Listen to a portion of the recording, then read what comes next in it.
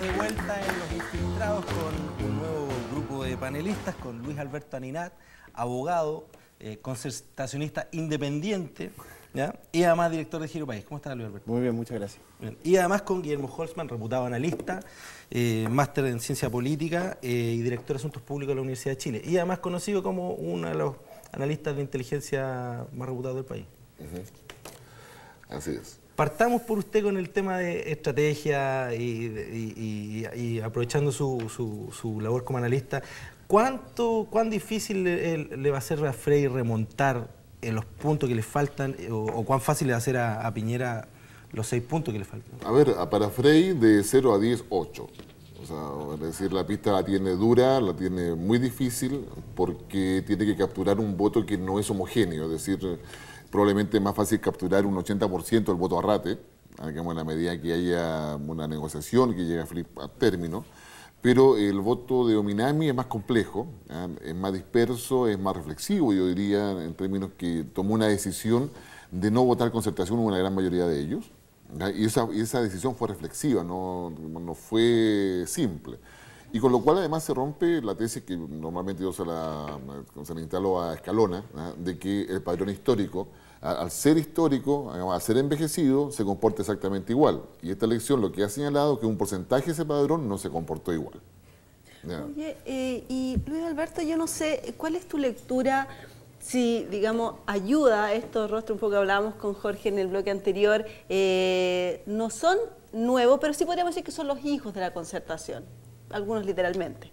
Entonces, no sé, ¿ayuda eso para remontar esto en la segunda vuelta? Sí, mira, un poco coincidiendo con lo que decía Guillermo, a mí me parece que la elección ahora, recién pasada, demostró una mayor grado de reflexión en general de la ciudadanía. La gente se ha puesto sofisticada en sus votos y en ese sentido a mí me parece que la inclusión de caras nuevas, tipo Bowen, por ejemplo, en el comando de Frey, es una cuestión positiva, pero a mí me da la sensación de que la gente, sobre todo en el mundo de Marco Enrique Ominami, digamos, que es el que interesa ahora analizar, tiene una cierta experiencia de vida que la lleva a valorar caras nuevas, pero no necesariamente caras nuevas por el hecho de ser nuevas. A mí me da la impresión de que es acertado el nombramiento de Carolina Toá como jefa de campaña para esta segunda vuelta, en el sentido de que, o como Hinspeter, digamos, en la campaña de Piñera durante todo este tiempo, en el sentido de que son caras, no sé si nuevas, pero más jóvenes, versus Escalona, mismo Frey, Alvear, etc., pero con experiencia. Gente que se ha ganado los porotos en su tema, que es la política, durante toda su vida, dejando cuestiones de lado.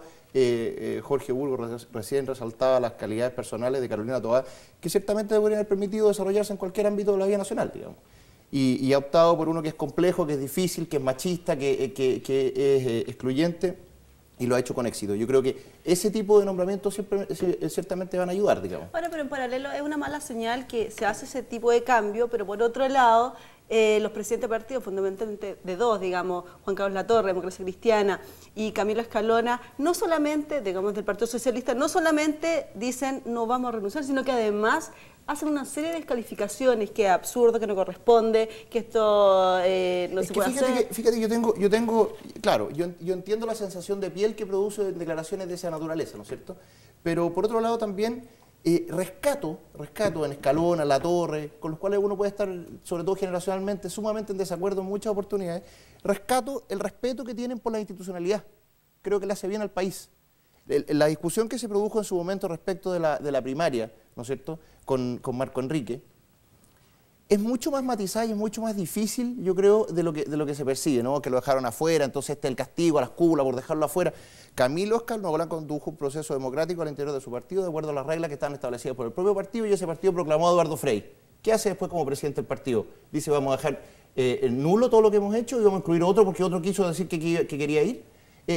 Ese tipo de dualidades que pocas veces son percibidas y pocas veces son explicadas, porque normalmente estas cuestiones se plantean en un tono de beligerancia. Sí, pero lamentablemente para Frey y para la concertación tienen que ir a buscar ese 20% o gran parte. Es lamentable, pero lo que estoy diciendo es que la solución es difícil.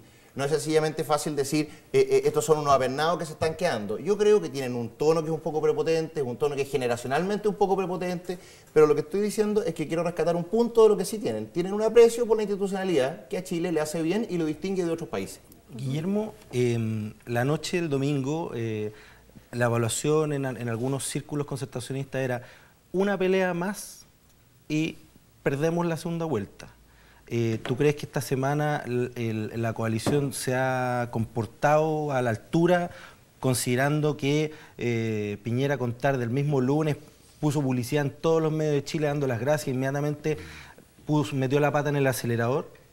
Yo diría que la coalición sí está muy consciente de que un conflicto interno más le resta votos, definitivamente, ¿ya? Y le dificulta ganar tranquilamente la segunda vuelta. O sea, en este minuto la coalición por el cambio tiene la posibilidad de ganar, yo diría, tranquilamente, con un esfuerzo normal, natural, una segunda vuelta. Pero obviamente conflictos internos, eso sí generan, yo diría, ruido y mayor sensibilidad. Ahora, yo diría que acá hay un tema adicional que es necesario considerar, es decir, esta elección presidencial y parlamentaria se está dando en un esquema de un proceso de crisis política en el sistema de partidos.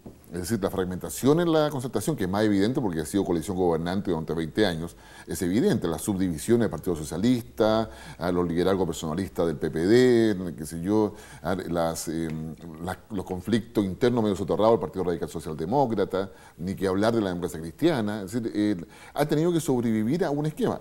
La coalición por el cambio no lo hace nada de mal tampoco. Lo único nomás que es menos visible porque no está gobernando, ¿verdad? Pero el tema valórico es el que más resalta ahí como un elemento que con toda seguridad le va a costar y le va a generar más de algún problema en el futuro. Entonces, hay un subtexto, un elemento, una plataforma, digamos, anterior, que es esta crisis de partido y que tiene que ver también con la forma en que la gente está votando la presidencial. Ya hizo una demostración concreta en términos de votar por el partido en las parlamentarias.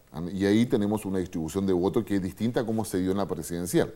Es decir, no hay una coherencia. Marco Enrico Minami prácticamente no sacó ninguno, ningún diputado. Entonces, hay una correlación distinta que te habla de un voto cruzado, que te habla de un voto, como bien decíamos, más reflexivo.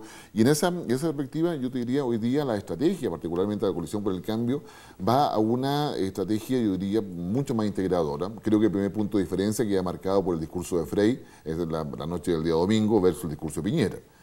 Es decir, un discurso de Piñera más inclusivo, más concreto. Yo creo que hoy día, entre las cosas que el país ha cambiado, es que un empresario sea presidente no es un tema. El tema es que haya los controles suficientes para saber siempre lo que está haciendo.